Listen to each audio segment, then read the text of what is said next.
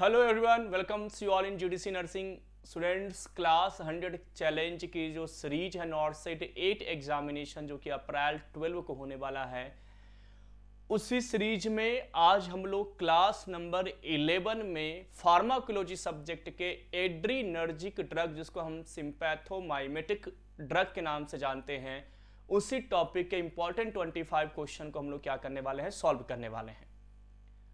आज वाली क्लास, जैसे कि पिछली सारी क्लासेस में आपको 25 क्वेश्चंस मिलते हैं जो आपके नॉर्थ सेट के लिए बहुत ही ज़्यादा इंपॉर्टेंट है, उसी सीरीज में आज वाली भी ये क्लास आपके लिए क्या होगी, इंपॉर्टेंट होगी। क्वेश्चन नंबर 1 आपके स्क्रीन पर है जी।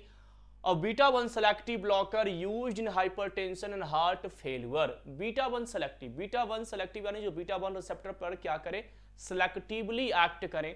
तो वहां पे ड्रग का एग्जांपल आप लोगों ने क्लासिफिकेशन पढ़ा होगा, मेटप्रोलॉल, एटिनोलॉल, एसीब्यूटेनॉल, बिटॉक्सोलॉल, बिसोप्रोलॉल, इस्मोलॉल, नेबिबोलॉल, सेलिप्रोलॉल। ये जितने भी ड्रग्स मैंने आपको बताए, ये सबके सब सेलेक्टिव बीटा 1 ब्लॉकर ड्रग हैं। ये सबके सब क्या है, सेलेक्टिव बीटा 1 ब्लॉकर ड्रग है। तो देखिए यहाँ पर प्रोप्रानोलॉल नॉन सेलेक्टिव है, कार्बिडिलॉल, लबिटालॉल आपका अल्फा प्लस बीटा दोनों ब्लॉकिंग प्रॉपर्टीज रखता है।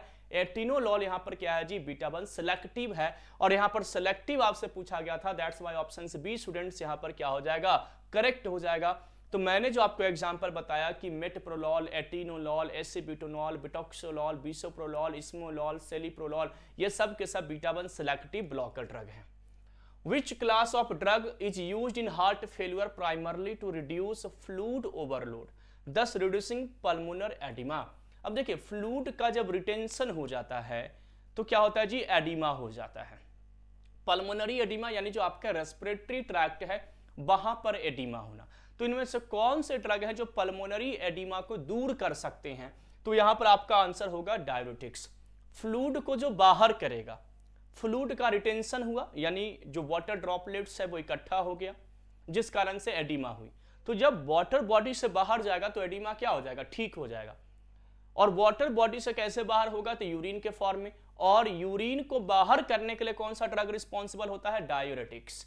तो करेक्ट आंसर यहां पर क्या हो जाएगा, डायूरेटिक्स हो जाएगा। यानी डायूरेटिक्स सर फ्लूइड एडिमा में, पल्मोनरी एडिमा में या फ्लूइड रिटेंशन के केस में ये क्या होंगे, यूज होंगे। ये सिंपल सा इसका आंसर है। तो डायरेटिक्स जैसे furosemide, hydrochlorothiazide increase urine output, urine के आउटपुट को इंक्रीज करता है student, and help remove excess fluid and reduce venous return, preload को कम करता है ना। एसी इनहिबिटर रिमॉडलिंग, ये बेसिकली सर्वाइवल रिमॉडलिंग में हेल्प करता है, लेकिन फ्लूइड रिमूवल नहीं है जी। बीटा ब्लॉकर भी आपको हार्ट फेल्यूर मैनेजमेंट में यूज होता है।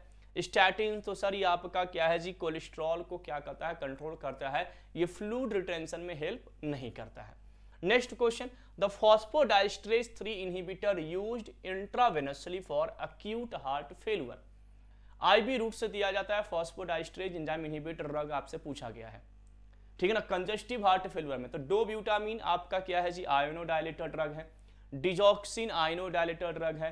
क्लोपिडोग्रिल तो सर एंटीप्लेटलेट ड्रग है, तो ये तो आंसर होगा नहीं। मिलरिनोन, एमनेरिनोन, ये सब जो ड्रग है ये basically phosphodiesterase enzyme inhibitor drug है, कंजस्टिव हार्ट फेल्यूर में यूज होता है। तो ऑप्शन नंबर बी यहां पर करेक्ट हो जाएगा। आयोनोडायलेटर आपका मिलरिनोन भी है, एमरिनोन भी है, लेकिन ये फॉस्फोडाइस्ट्रेज एंजाइम इनहिबिटर ड्रग है। डोब्यूटामीन बीटा 1 एड्रेनर्जिक पे एगोनिस्ट बाइंड करता है। डिजॉक्सिन तो सोडियम पोटेशियम एटीपेज एंजाइम को इनहिबिट करता है। क्लोपिडोग्रिल P2x12 रिसेप्टर पे एज अ एंटागोनिस्ट बाइंड करता है एंटीप्लेटलेट के रूप में। और मिलरिनोन फॉस्फोडाइस्ट्रेज एंजाइम को इनहिबिट करता है, जो आगे जाकर के साइक्लिक एमपी का लेवल को इंक्रीज करेगा और पॉजिटिव आइनोट्रोपिक इफेक्ट कॉज करने के लिए रिस्पॉन्सिबल होता है। दैट्स वाई यहां पर हम मिलरिनोन को करेक्ट आंसर करेक्ट यहां पर कंसीडर करेंगे। Sorry, which anticoagulant is most commonly used for stroke prevention in patient with atrial fibrillation? Atrial fibrillations के केस में स्ट्रोक प्रिवेंशन यानी जब थ्रोम्बोइम्बोलिज्म होते हैं, थ्रोम्बोइम्बोलिज्म का मतलब है कि जब ब्लड कोगुलेट होता है तो ब्लड क्या होते हैं, छोटे छोटे आर्टरीज में क्या होते हैं, जाकर के डिपोजिट होना शुरू हो जाते हैं, उसी को हम थ्रोम्बोइम्बोलिज्म कहते हैं। जिस कारण से उस एरिया में ब्लड का सर्कुलेशन क्या हो जाता है जी, रजिस्ट हो जाता है यानी कम हो जाता है। तो उस केसेस में जो हम ड्रग देंगे स्टूडेंट वो देंगे एंटीकोगुलेंट ड्रग। यानी एट्रियल फिब्रिलेशंस में अगर स्ट्रोक रेजिस्टेंस को प्रिवेंशन को अगर हमें स्ट्रोक को कम करना है तो सर वहां पर हमें ड्रग कौन सा देना होगा, एंटीकोगुलेंट ड्रग, क्योंकि कोगुलेशन के कारण थ्रोम्बोएम्बोलिज्म हो रहा है। तो एंटीकोगुलेंट ड्रग अगर आप यहां पर दोगे देखोगे तो एस्प्रिन, हिपैरिन, वारफेरिन और टाइकाग्रेलो है। तो हिपैरिन भी एंटीकोगुलेंट है और वारफेरिन भी एंटीकोगुलेंट है। यहां पर आपसे पूछा जा रहा है तो यहां पर आपको वारफेरिन करेक्ट आंसर लगाना है। ओरली इसको यूज किया जाता है, ओरल रूट से दिया जाता है ताकि वहां पर जो थ्रोम्बोएम्बोलिज्म है वो बंद हो जाए। तो वारफेरिन जो विटामिन के एंटागोनिस्ट, विटामिन के क्या है जी, कोगुलेंट ड्रग है। तो विटामिन के अगेंस्ट जो ड्रग यूज होगा वो क्या होगा, एंटीकोगुलेंट होगा, यूज्ड ओरली और एट्रियल फिब्रिलेशंस में थ्रोम्बोएम्बोलिज्म्स को रोकने के लिए यूज किया जाता है। हिपैरिन आपका लो मोलिकुलर वेट हिपैरिन वगैरह जो होता है शॉर्ट टर्म यूज के लिए होता है। और एस्प्रिन, टिकाग्रिलोर ये सब तो आपके क्या है जी, तो सर ये बेसिकली एंटी प्लेटलेट ड्रग के अंडर में आते हैं। Next question, which of the following is direct thrombin inhibitor. Direct thrombin inhibitor DTH direct thrombin inhibitor की अगर मैं बात करूं तो यहां पर आपका ड्रग मेलागेट्रन, डेबिगेट्रन, बिवालुरुडीन, यहां पर ये सब ड्रग है, लेपोरिडीन, ये सब ड्रग जो हैं वो डायरेक्ट थ्रोम्बिन इनहिबिटर के अंडर में आते हैं। स्टूडेंट क्लासिफिकेशन पढ़ा होगा। वारफेरिन एंटीकोगुलेंट ड्रग है, ओरल ड्रग है, तो ये नहीं होगा sir. Clopidogrel P2Y12 inhibitor drug है, क्लोपिडोग्रिल, प्रासुग्रिल, टिक्लोपिडिन ये सब ड्रग एंटीप्लेटलेट है, ये भी नहीं होगा। डेबिगेट्रन, डेबिगेट्रन एक्चुअली क्या है, वो ड्रग है स्टूडेंट जो डायरेक्ट थ्रोम्बिन इनहिबिटर को इनहिबिट करता है। डेबिगेट्रन हो गया, लेपोरिडीन हो गया, बिवालुरिडीन हो गया, मेलागेट्रन हो गया, ये सब वो ड्रग है स्टूडेंट जो डायरेक्ट थ्रोम्बिन इनहिबिटर हैं और एंटीकोगुलेंट के रूप में यूज होते हैं। एंटीकोगुलेंट के रूप में इसको हम यूज करते हैं। तो dabigatran directly and reversibly inhibit factor 2 that is the thrombin. Warfarin decrease vitamin K dependent clotting factor, vitamin K dependent clotting factor को वारफेरिन डिक्रीज करता है।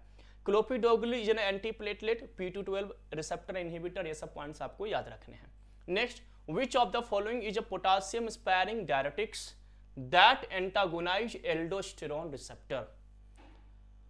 पोटासियम स्पैरिंग डायरेटिक्स कौन है जी जो एल्डोस्टेरोन रिसेप्टर को एंटागोनाइज करता है। पोटासियम स्पैरिंग डायरेटिक्स जो आपका ड्रग है उसमें एल्डोस्टेरोन एंटागोनिस्ट में ड्रग क्लासिफिकेशन में आपने पढ़ा होगा स्पाइरोनोलैक्टोन, एपिलिरिनोन, दो ड्रग आपने पढ़ा होगा स्पाइरोनोलैक्टोन एंटागोनिस्ट में। और स्पाइरोनोलैक्टोन का जो एक्टिव मेटाबोलाइट होता है उसको कैनरिनोन कहा जाता है, एपिलिरिनोन कहा जाता है। तो ये सब बेसिकली आपने पढ़ा होगा। तो सर स्पाइरोनोलैक्टोन यहां पर करेक्ट आंसर हो जाएगा।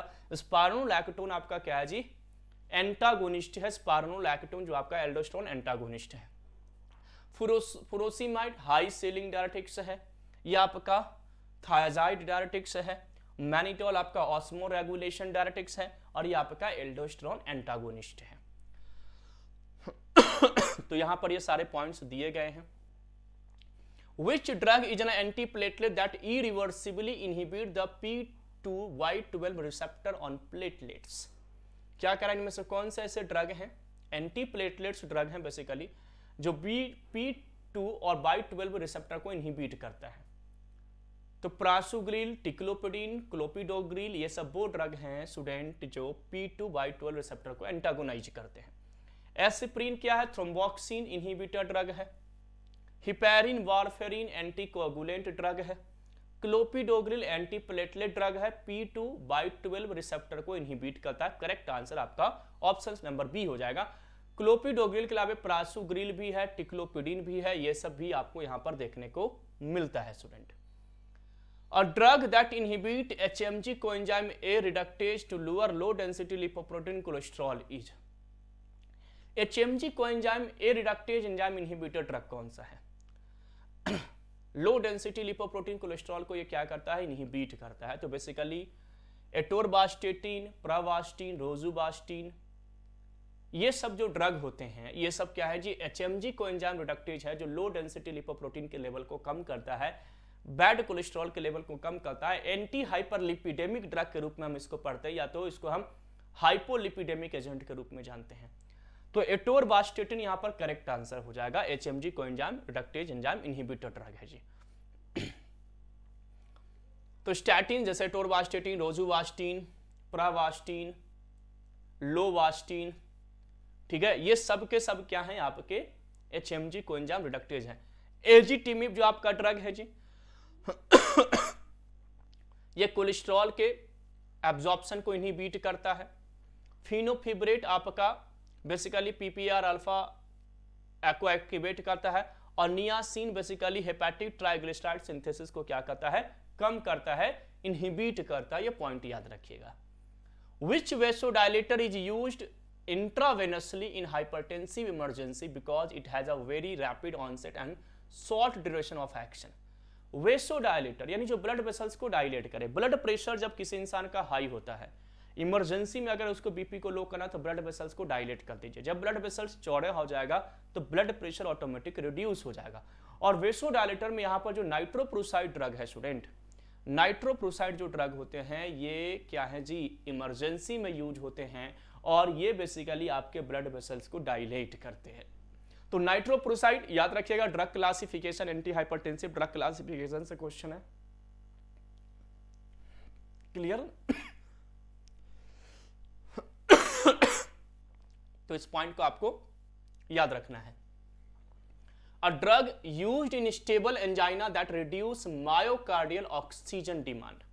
वो ड्रग जो स्टेबल एंजाइना में यूज होते हैं, मायोकार्डियल के ऑक्सीजन को डिमांड, आपको पता है कि ऑक्सीजन का डिमांड बढ़ने के कारण और सप्लाई कम होने के कारण एंजाइना होता है। तो इसका ट्रीटमेंट यही है कि ऑक्सीजन के डिमांड को कम कर दिया जाए। तो ऑक्सीजन के डिमांड को कम किया जाता है सोडियम को इनहिबिट करके। इनमें से कौन से ड्रग हैं, एमिलोडिपिन, रेनोलाजिन, नाइट्रोग्लिसरीन या फ्रोसीमाइड। तो रेनोलाजिन वो ड्रग है स्टूडेंट जो सोडियम चैनल को इनहिबिट करता है, जिसके कारण कैल्शियम करंट कम होते हैं और वहां पर जो कार्डियक ऑक्सीजन डिमांड है वो रिड्यूस हो जाता है और आपको एंजाइना ठीक हो जाता है। देखिए एंजाइना तब ठीक होगा स्टूडेंट जब आपके अंदर, यानी एंजाइना तब ठीक होगा जब कार्डियक ऑक्सीजन डिमांड कम होगा, और कार्डियक ऑक्सीजन डिमांड कब होगा, जब सोडियम चैनल यहां पर क्या होगा, इनहिबिट होगा। Which antiplatelet agent irreversibly inhibit cyclooxygenase? COX-1 inhibitor drug कौन सा है, सिंपल सा एसिप्रीन, ये तो डायरेक्ट क्लासिफिकेशन में आपने पढ़ा होगा। कॉक्स इनहिबिटर ड्रग है जी, एंटीप्लेटलेट्स के रूप में यूज होता है और non steroidal anti inflammatory properties के लिए भी जाना जाता है। ऑप्शन नंबर ए स्टूडेंट्स यहां पर करेक्ट हो जाएगा, एसिप्रीन है ना।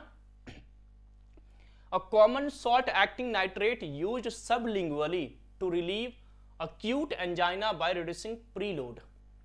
प्रीलोड को कम कौन करेगा, इनमें से कौन से ऐसे ड्रग हैं जो प्रीलोड को क्या करेंगे स्टूडेंट्स, कम करेंगे। आइसोसोर्बाइड, मोनोनाइट्रेट, डिल्टियाजेम, नाइट्रोग्लिसरीन या एटिनोलॉल। तो देखिए जो नाइट्रोग्लिसरीन ड्रग होगा ये वेसोडाइलेटर ड्रग है।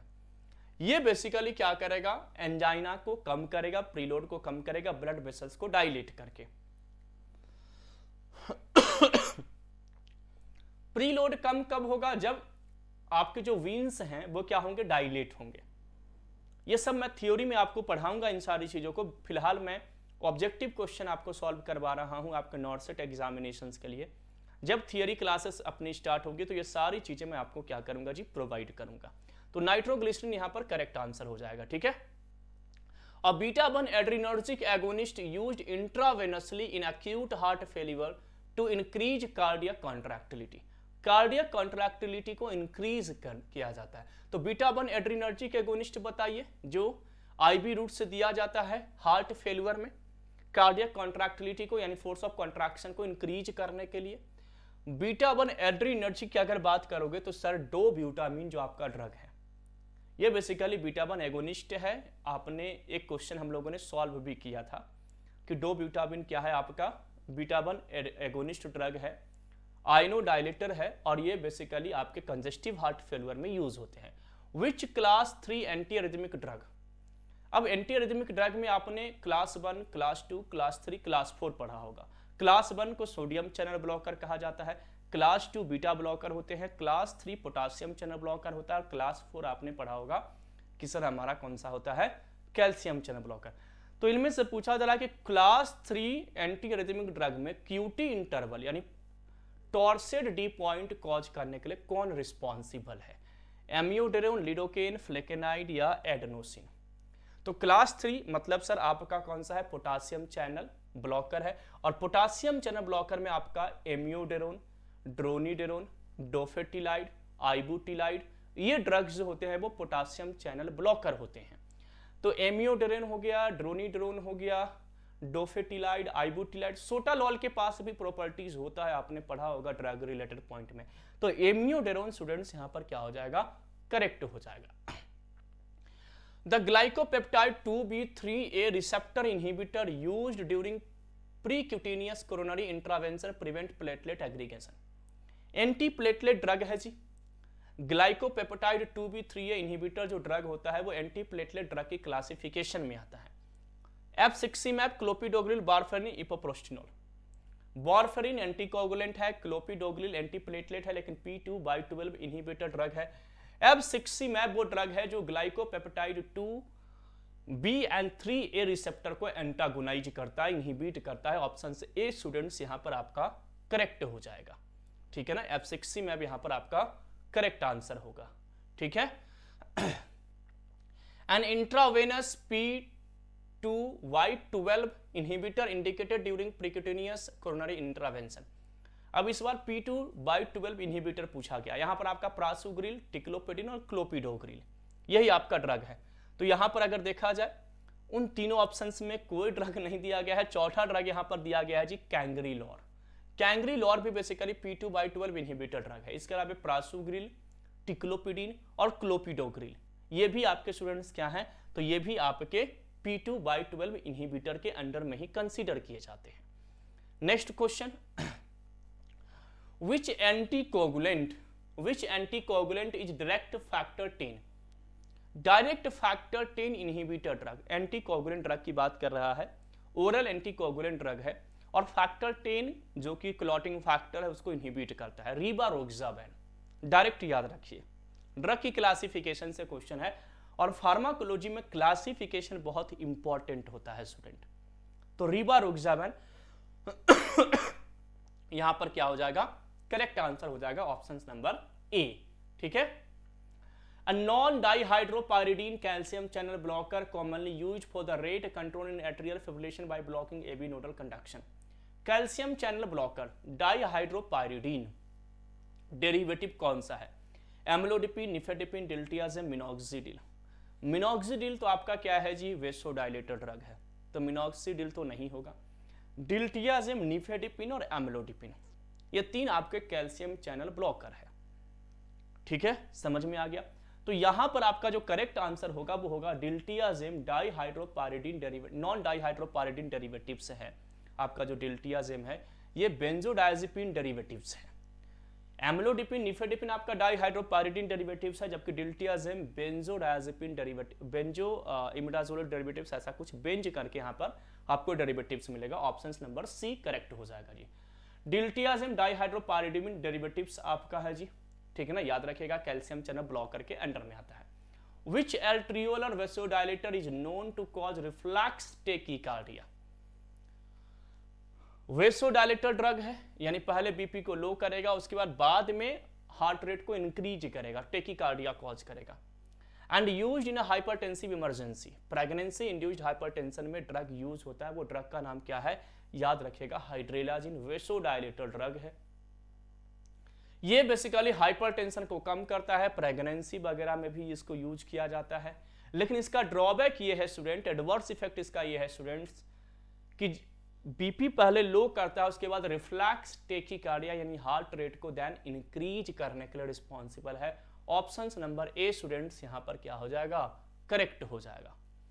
Which class of diuretics is commonly used in mild moderate hypertension and work in the distal convoluted tubule by inhibiting the sodium chlorine co-transporter? अब बताइए sodium chlorine को transporter को कौन सा drug यहां पर डायरेटिक्स इनहिबिट करता है? तो सोडियम पोटासियम 2 क्लोराइड को इनहिबिट कौन करता है? लूप डायरेटिक्स, जिसको हाई सीलिंग डायरेटिक्स कहा जाता है, फुरोसिमाइड, बुमेटेनाइड, टोरासिमाइड, इथेक्राइनिक एसिड। सोडियम क्लोराइड सिम्पोर्ट को को ट्रांसपोर्ट को इनहिबिट करने वाला जो ड्रग होता है वो होता है आपका मीडियम एफिकेसी डायरेटिक्स, जिसको थायाजाइड डायरेटिक्स कहते हैं। डिजिटल कॉन्वोलेटर ट्यूब्यूल पे बाइंड करता है।